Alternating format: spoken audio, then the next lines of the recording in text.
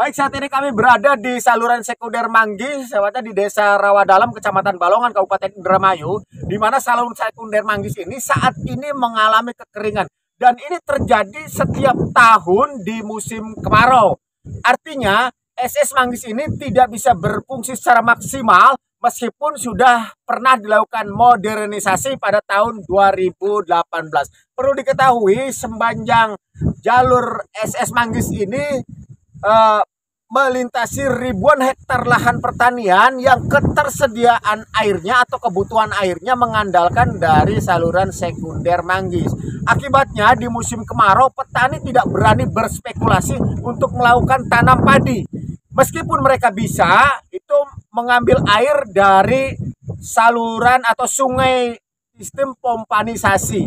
Nah, permasalahan SS Manggis ini kerap dikeluhkan oleh masyarakat, namun sampai dengan hari ini, Rabu, tanggal 14 Juni tahun 2023, belum ada solusi atau belum ada tanda-tanda atas upaya dari pemerintah untuk bagaimana agar SS Manggis ini bisa difungsikan kembali secara normal, sehingga bisa mendongkrak atau mendorong peningkatan kesejahteraan petani apabila di musim kemarau mereka bisa melakukan olah lahan atau bisa melakukan tanam.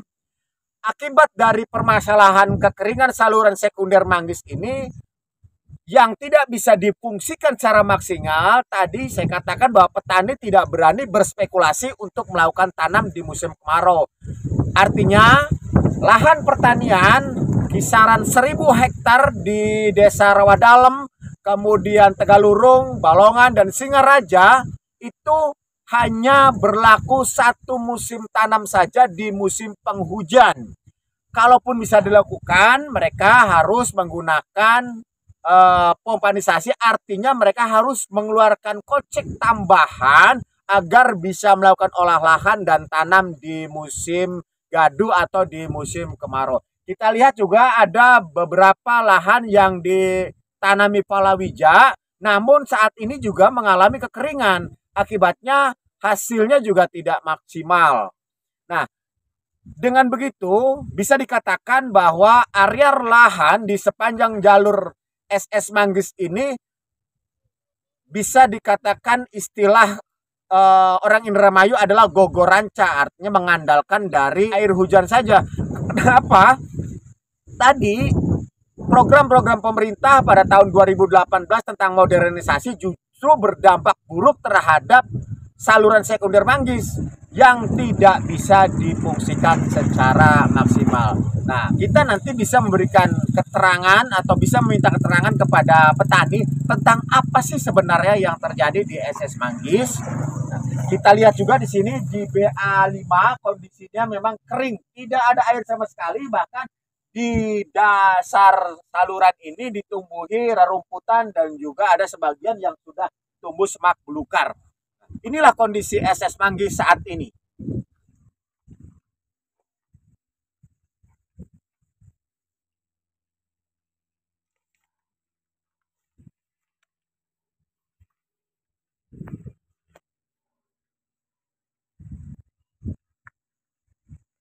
Pak Wartaka dari mana, Pak? Dari Tegal Sembadra. Oh, asli Tegal Sembadra ya. Bapak petani di sini, Pak ya? Ya, petani. Pak, punten nih, ini saluran apa namanya, Pak? Kalen Manggis. Kalen Manggis ya. Ya.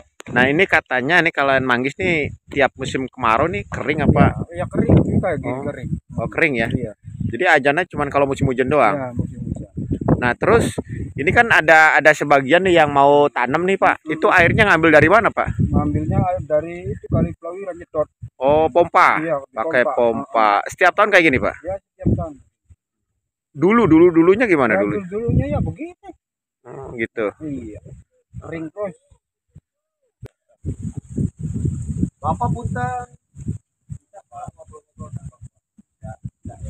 Nah, ini Pak. Bentar ya, Kang. Bentar, Pak ya. Bapak asli dari mana, Pak? Tegalurung ya? Tegalurung. Berarti Tegalurung ini masih perlintasan SS Manggis ini. Masih ya, masih ya. Namanya siapa, Pak? Pak Abdul Goni. Pak Abdul Goni sekarang lagi nanam apa nih? Sayuran kayaknya. Tapi katanya saluran sekunder Manggis itu tidak berfungsi, Pak. Tapi kok Bapak bisa nanam gini? Airnya dari mana ini? Dari kolam. Oh, kolam. Jadi di pinggir ini ada kolam, kemudian di pompa.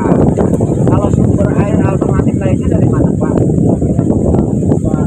Yang di sebelah timur, pompa. Jaraknya jauh nggak, Pak? Jauh. Oh, dari sana dinaikkan.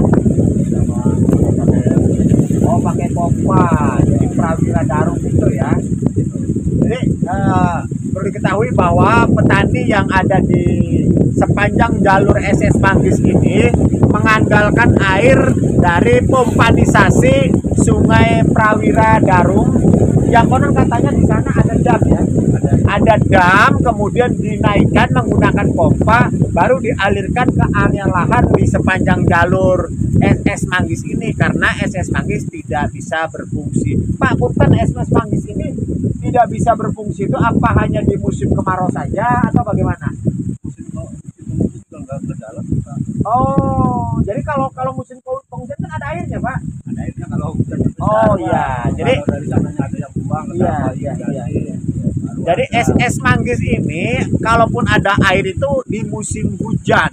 Nah, itu air hujan yang masuk ke situ, bukan aliran air dari hulu atau dari Sinduk Praja ya, kalau nggak salah Sinduk Praja yang semestinya masuk ke SS Manggis untuk mensuplai kebutuhan air baku bagi ribuan hektar lahan yang berada di sepanjang jalur SS Manggis ini yang melintasi kalau nggak salah ada desa apa?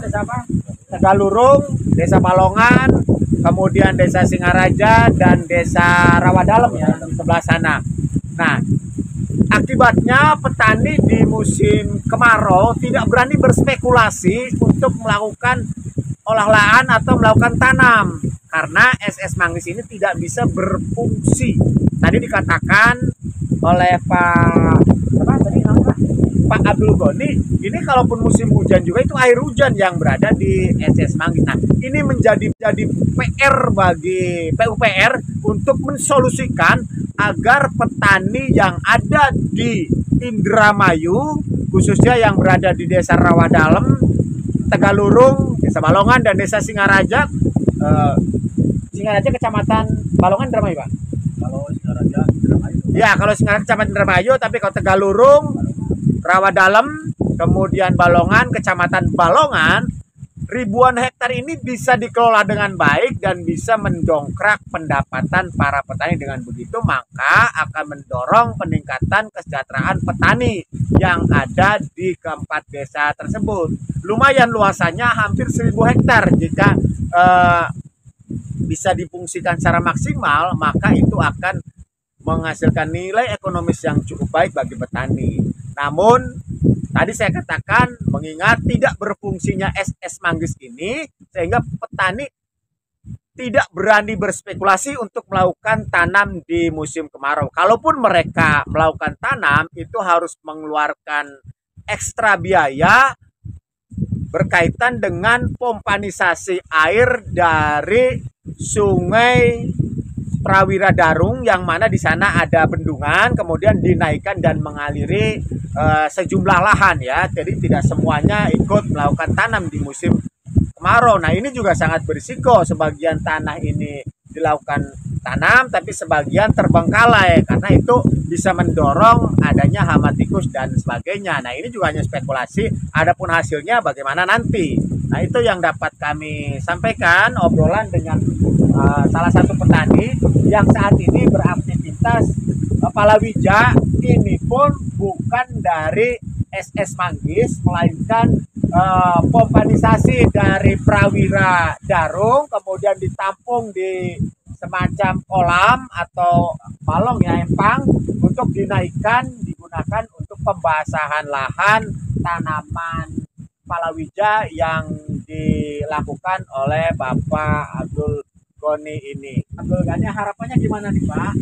Harapannya mah kalau bisa irigasi tetap biar ada airnya. Oh iya, jadi harapannya irigasi ada airnya, jadi gak repot-repot dari Prawira Darum ya. Oke, Pak Abdul Goni, mohon maaf kami mengganggu, kami dari Fokus Pantura, Pak. permasalahan airnya nggak ada ya, jadi susah juga ya mau nanam luas juga ya. Ini airnya dari mana nih? Oh, Mompa. Mompa. Oh iya, iya.